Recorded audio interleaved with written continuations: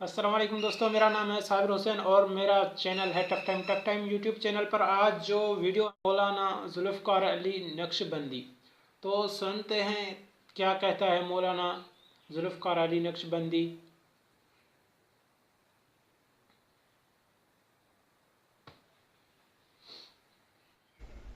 ہم امریکہ کی ایک ریاست میں جمعہ پڑھانے کے لیے حاضر ہوئے تو وہاں امام صاحب سے تھوڑی دیر گفتگو ہوئی تو وہ کہنے لگے کہ جی مجھے ہر سنڈے کو جیل میں جا کر دین اسلام کی تبلیغ کرنے کا موقع ملتا ہے۔ تو ہم نے ان سے پوچھا جی آپ کوئی ہمیں اچھا واقعہ سنائیں۔ وہ کہنے لگے تھوڑی دیر میں تو بیان آپ کا شروع ہو جائے گا، میں آپ کو صرف ایک واقعہ سناتا ہوں، سنا دیجئے۔ کہنے لگے میں جیل میں گیا تو ایک آدمی تھا جو وہاں کا مقامی تھا، وہ جیل میں تھا بڑے عرصے سے۔ اس کو میں نے اسلام کے بارے میں بتایا، سمجھایا، اس نے کلمہ پڑھ لیا۔ تو میں نے اس کا نام علی رکھا اور اب اس کو میں نے دین سکھانا شروع کیا، طہارت کیا ہوتی ہے، فرض کیا ہوتے ہیں، نماز کیا ہوتی ہے، جو ضروریات دین تھیں وہ میں نے اس کو سکھانی شروع کی۔ تو وہ میرے بہت قریب ہو گیا۔ پھر میں 1 سال جاتا رہا تو وہ بالکل میرے ساتھ ایسے جیسے کوئی سگا بھائی ہوتا ہے، ایسے محبت کرنے لگ گیا۔ ایک دن بیٹھے ہوئے تھے، میں نے اس سے ایک کوسچن پوچھ لیا کہ علی بتاؤ اسلام لانے سے پہلے تمہارے احساسات کیا تھے اور اب اسلام لانے کے بعد تمہارے احساسات کیا ہیں؟ کہنے لگے جب میں نے یہ کوسچن کیا نا تو اس کی آنکھوں میں آنسو آ گئے۔ تو میں سوری کرنے لگا، پلیز اگر آپ ہرٹ ہوئے تو مجھے معاف کر دیں، کوئی ایسی بات میں نے کر دی۔ وہ کہنے لگا نہیں، بس آج میں اپنے دل کی بات آپ کے سامنے کھول دوں گا کہ اسلام لانے سے پہلے میں زانی تھا، شرابی تھا، مگر میں ایسا نفسیاتی مریض تھا کہ مجھے دوسرے بندوں کو قتل کر کے تڑپتا جب دیکھتا تھا تو مجھے مزہ آتا تھا، تو میں بے گناہوں کو قتل کرتا تھا، اور جب ان کی لاش تڑپتی تھی تو میں اس کے گرد ناچتا تھا۔ ایسا جانور تھا، ظالم تھا۔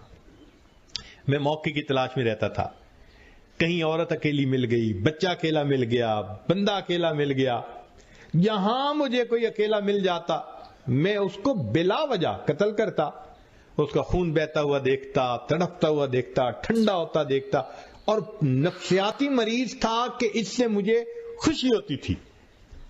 کہنے لگا کہ میں نے 30 سے زائد بندوں کو بے گناہ قتل کیا ہوا ہے، یہاں تو میں آیا ہوں ایک چھوٹے سے جرم میں، اور 6 مہینے کے بعد میں بات پر نکل جاؤں گا۔ کسی کو میرا پتہ نہیں چلا کہ میں نے کتنے مرڈر کیے ہیں، لیکن جب تم نے اسلام کا کنسپٹ مجھے دیا اور قیامت کے دن کا کنسپٹ دیا کہ ہر بندہ اپنے عمل کا جواب دے ہوگا، میں نے اسلام قبول کر لیا۔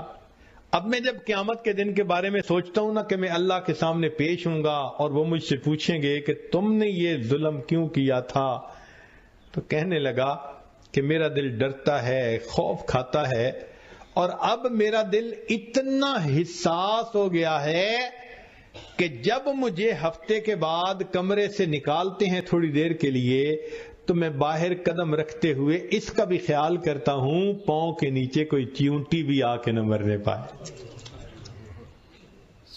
جو کفر کے زمانے میں 30 سے زائد بے گناہ لوگوں کو قتل کرتا ہے، جب قیامت کا تصور اس کے ذہن میں اتر جاتا ہے پھر اللہ اس کا دل ایسا بنا دیتے ہیں کہ وہ چلتے ہوئے یہ بھی خیال کرتا ہے کہ پاؤں کے نیچے چیونٹی آ کے بھی نہ مرنے پائے۔